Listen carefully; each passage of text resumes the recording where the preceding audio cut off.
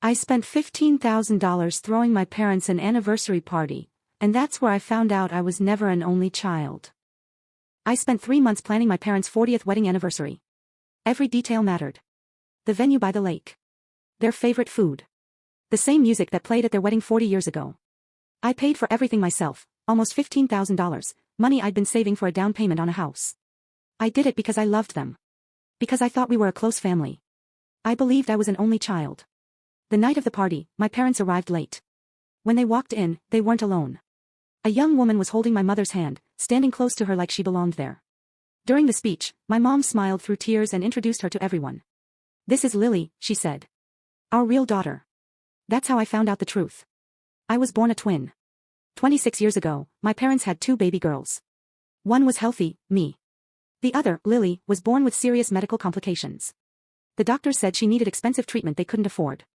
My parents were young, scared, and broke. So they gave Lily up for adoption to a wealthy family who could pay for her care. And then they buried it. They raised me as their only child. Sunday dinners. Family vacations. Phone calls every week. 32 years of my life, and they never told me I had a sister. What hurt even more was learning they had already reconnected with her 3 months earlier. They'd been calling her. Having dinners with her. Building a relationship. All while smiling at me and saying nothing. And then they used my party, the one I planned and paid for, to announce her return. I stood there while everyone cried and hugged them. While people welcomed Lily home. While I slowly disappeared in a room full of people. I left the party without saying goodbye. That night, Lily texted me. She apologized. She said she thought I knew. She said she never wanted to hurt me. And I believed her.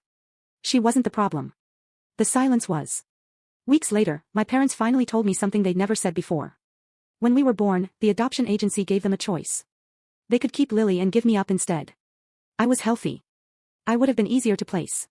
They said no immediately. They chose me. But they also chose to lie, for decades, because the guilt was too heavy and the truth was too ugly. I'm 33 now, learning how to be a sister to someone who shared my womb but not my childhood. Learning how to forgive parents who loved me, but still betrayed me. Learning that being chosen doesn't mean you won't be hurt. Families don't always fall apart with screaming and slammed doors. Sometimes they break quietly, and you only realize it years later, standing at a party you paid for, watching strangers clap for a life you never knew existed.